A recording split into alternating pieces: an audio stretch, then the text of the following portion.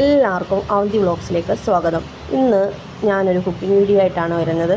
നമ്മളെ കുഞ്ഞുങ്ങൾക്ക് പെട്ടെന്ന് ചോറിൻ്റെ കൂടെ കൊടുത്തു വിടാൻ പറ്റിയ ഒരു നല്ലൊരു ഡിഷാണ്. പെട്ടെന്ന് ഒരു തക്കാളിയും ഒരു സവാളയും ഉണ്ടെങ്കിൽ പിന്നെ കുറച്ച് മുളക് പൊടിയും മല്ലിപ്പൊടിയും എല്ലാം ഉണ്ടെങ്കിൽ നമുക്ക് പെട്ടെന്ന് ഇതാണ്ട് ഇതേപോലെ ഉള്ളി സവാളയും കൂടെ വഴറ്റി നല്ല ടേസ്റ്റാണ് കേട്ടോ.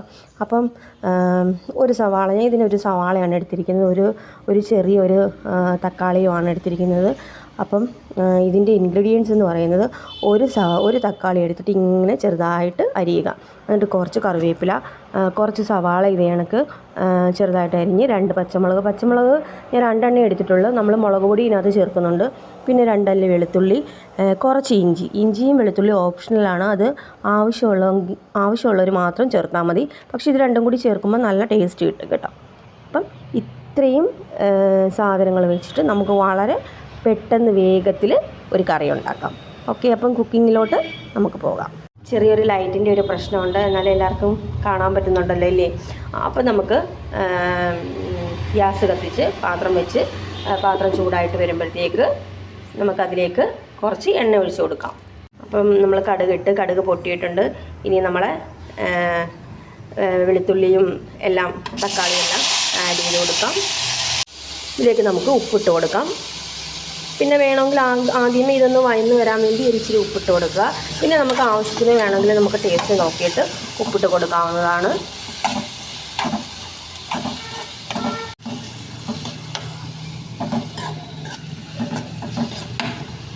അപ്പം നമ്മളെ പച്ചക്കറിയെല്ലാം കൂടെ ചെറുതായിട്ട് ഇച്ചിരി ഇതായിട്ടുണ്ട് ആ എണ്ണയിൽ കിടന്ന്. ഇനി നമുക്ക് ആവശ്യത്തിന് മുളക് പൊടി ഇട്ട് കൊടുക്കാം.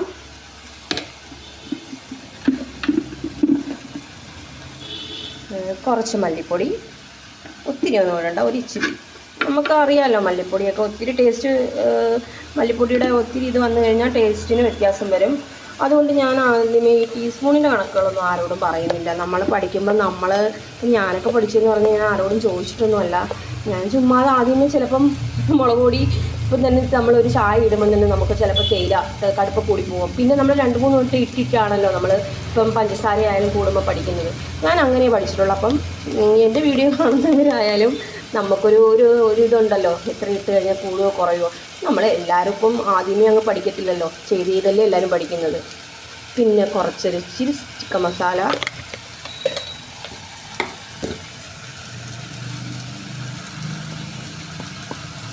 ആവശ്യത്തിന് മഞ്ഞൾപ്പൊടി,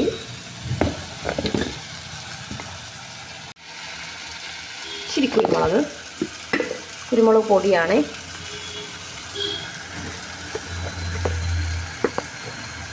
പിന്നെ ഇച്ചിരി നമ്മളെ ഗരം മസാലയില്ലേ, എന്നിട്ട് ഇതെല്ലാം കൂടി ഇട്ടിട്ട് ഇച്ചിരി വെളിച്ചെണ്ണയും കൂടെ ഒഴിച്ചിട്ട് മിക്സ് ചെയ്യുക. ഞാനിപ്പോൾ പാം ഓയിലാണ് എടുത്തിരിക്കുന്നത്. സ്വല്പം ഇച്ചിരി വെള്ളം ഒഴിച്ച് കൊടുക്കാം കേട്ടോ. ഇച്ചിരി ഗ്രേവി വേണ്ടാത്തവർക്ക് ഇങ്ങനെ വേണമെങ്കിൽ ഇത് വെള്ളം ഒഴിക്കാതെ ചെയ്യാം. ഇച്ചിരി ഗ്രേവി ആക്കുവാണ്. ഇത് ഒന്ന് തിളക്കട്ടെ. അപ്പോഴും നമ്മളെ കറി ഏകദേശം റെഡി ആയിട്ടുണ്ട്. ഇവിടെ മോള് പറയുന്നത് നല്ല മണം വരുന്നുണ്ടെന്ന് കേട്ടോ. നല്ല മണമുണ്ട്, നല്ല കുഴപ്പമൊന്നുമില്ല, കൊള്ളാം. കറി റെഡി ആയിട്ടുണ്ട്. നമുക്കപ്പം തീ ഓഫ് ചെയ്യാം. അപ്പോൾ ഗൈസ്, നമ്മളെ കറി റെഡി ആയിട്ടുണ്ട് കണ്ടോ.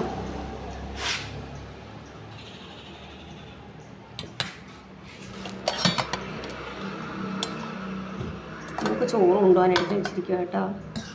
അപ്പം കുഞ്ഞുങ്ങൾക്കൊക്കെ ഇത് വളരെ ഇഷ്ടമാവും. വലിയ എരിയൊന്നും ചേർക്കാതിരുന്നാൽ മതി.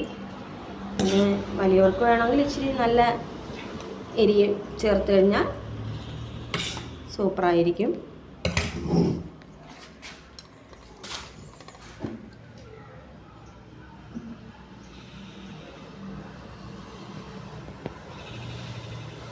എല്ലാവർക്കും അപ്പം നിങ്ങളെ വീഡിയോ ഇഷ്ടപ്പെട്ടിട്ടുണ്ടെങ്കിൽ സബ്സ്ക്രൈബ് ചെയ്യുക, ലൈക്ക് ചെയ്യുക, കമൻറ്റ് ചെയ്യുക, ഷെയർ ചെയ്യുക. അപ്പം ഓക്കെ.